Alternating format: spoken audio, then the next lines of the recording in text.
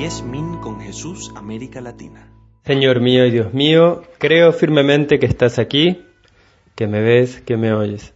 Te adoro con profunda reverencia. Te pido perdón de mis pecados y gracia para hacer con fruto este rato de oración.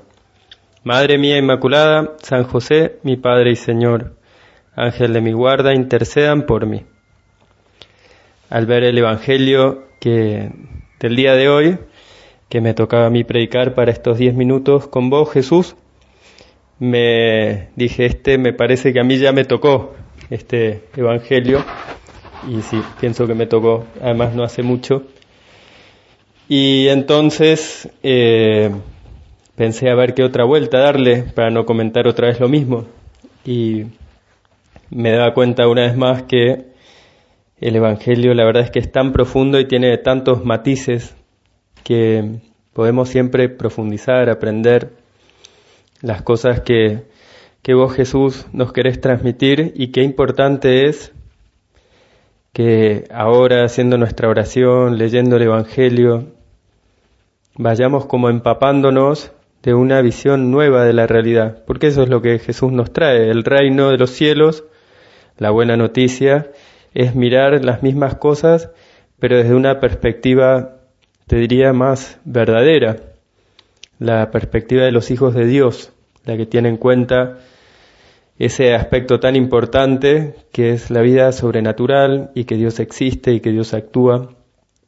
Para eso viniste vos, Señor, a la tierra, para mostrar al hombre lo que es el hombre, como dice en el Gaudium et Spes, aquel documento del Concilio Vaticano II.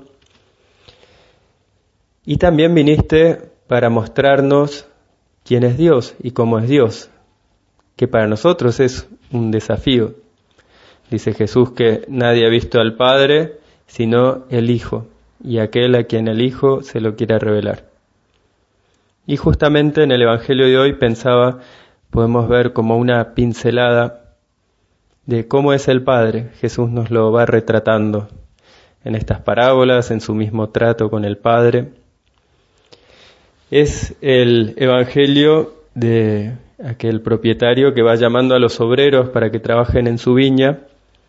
Desde muy temprano salió a buscar trabajadores, arregló con ellos en el pago de un denario, y al final del día los fue llamando. Empezó por los que habían llegado últimos, ya al atardecer, habían trabajado muy poco tiempo respecto a los que habían comenzado al alba, y les fue dando un denario.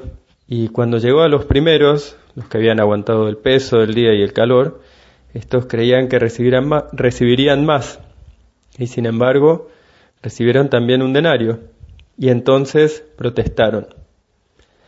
Y el propietario le dijo a uno de ellos: amigo, no te hago ninguna injusticia, es que no tengo libertad para hacer lo que quiera en mis asuntos, vas a tener envidia porque yo soy bueno. Y quería quedarme con estas palabras que nos dice Jesús. Vas a tener envidia, vas a reaccionar mal porque yo soy bueno. ¿No tiene derecho Dios a hacer con sus asuntos como Él quiera? Quizá, pensaba, este reproche nos lo podría a veces dirigir a nosotros el Señor cuando no confiamos en su bondad, no ya con los demás, sino incluso con nosotros mismos. Cuando no aceptamos que Dios puede ser bueno. ¿Por qué digo esto? Porque mientras que muchas veces Jesús nos muestra un Padre que nos quiere premiar, que está contento con nosotros, puede ser que uno en su relación con Él esté pensando más en no soy digno, en las cosas que hago mal, en lo que Dios me reprochará de mi conducta, de mi vida. Me acuerdo una vez que un amigo se había recibido de abogado y estaba buscando trabajo, entonces mandó su currículum a distintos estudios y lo habían llamado de un estudio muy bueno, muy famoso, también famoso porque explotaba a sus trabajadores, pero era muy prestigioso y había ya pasado una entrevista o más, y resulta que en medio de ese proceso le surgió la posibilidad de irse a estudiar afuera, en concreto ir a estudiar a Roma teología. De hecho, mi amigo ahora es sacerdote. Pero, aunque sabía que se iba a ir ese mismo año de Argentina, decidió igual ir a la entrevista porque le parecía interesante la experiencia y entonces, aunque sabía que no se iba a quedar en el trabajo, fue. Y era muy gracioso cuando lo contaba cómo le fue en esa entrevista, porque le empezaban diciendo, no, acá nosotros vivimos para el cliente, tenemos una dedicación total. Y entonces él decía, no, pero yo, la verdad es que para mí sería imposible, yo tengo otras cosas, no puedo. Y entonces quien lo entrevistaba decía, bueno, no se preocupe, también se puede arreglar si hace. Y entonces después le decía, bueno, acá los abogados manejan perfectamente el inglés porque tenemos clientes del exterior. Y él decía, bueno, yo en realidad inglés no soy tan bueno porque nunca estudié en serio.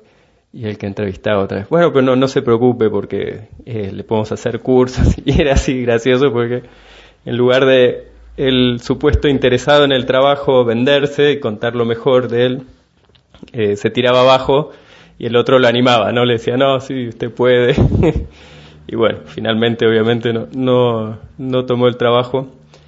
Pero pensaba, quizá a veces nosotros con Dios vamos un poco así, ¿no? Que no, yo no hago esto mal y no sirvo y no cumplo y no puedo. Y lo vemos a Dios como alguien que nos está juzgando. Y no vemos a nuestro Padre Dios, a ese Padre que vos, Jesús, nos querés revelar justamente como a un Padre, ¿no? Y te pregunto ahora, podemos preguntarnos en este momento de oración, yo en Dios tengo a un amigo o un enemigo. Dios está de mi lado, quiere lo mejor para mí o al final está en mi contra. Es el que le da un sentido profundo a mi vida o es el que me la complica. Dios me da paz o me da inquietud. Porque si nos pasa todo lo segundo que acabo de mencionar, que es el que me complica, el que me da inquietud, el que es en el fondo me molesta, es mi enemigo, y quizá no creemos en el Dios que Jesús nos está queriendo revelar. Tenemos una imagen de alguien, no sé, que está ahí vigilándote, ¿no? Que me controla a ver si me equivoco. Y pienso que es muy injusto eso con Dios. Y que no es el Padre que Jesús nos quiere mostrar. Y deberíamos, con el Evangelio, con nuestra fe, con nuestro trato con Él, ir descubriendo más al Dios verdadero, a ese que es Padre. Hay mucha gente que, no sé, que vive tensa en su trato con Dios.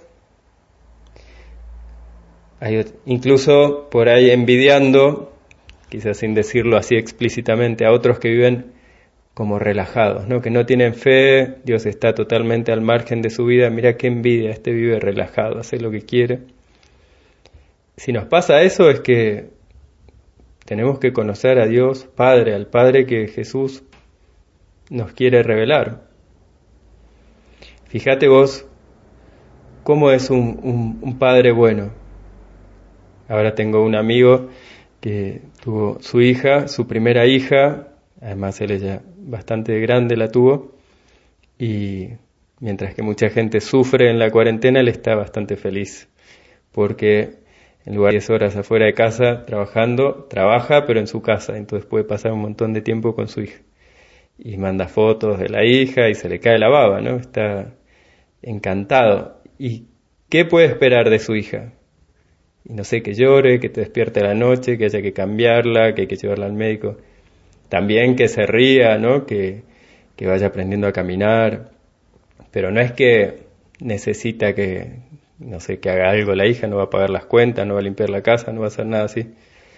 Y nosotros nos sentimos así como un bebé con su padre respecto a Dios. Vos fíjate cuántas veces los papás se mueren de gusto por sus hijos porque, no sé, una actuación en el colegio, le trajo un regalito del Día de la Madre o del Padre, porque juega un partido de fútbol y hace un gol. Ese sentimiento de gozo, de plenitud que tienen los padres al ver a sus hijos, ¿de dónde sale? ¿No será un reflejo, mínimo reflejo, de lo que tiene Dios por cada uno de nosotros?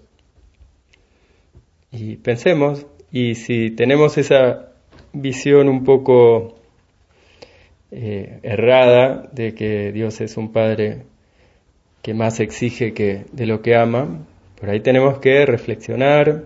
Hay un artículo en la página del Opus Dei, en una sección que se llama Nuevos Mediterráneos, aquella primera oración de Hijo de Dios, que te recomiendo.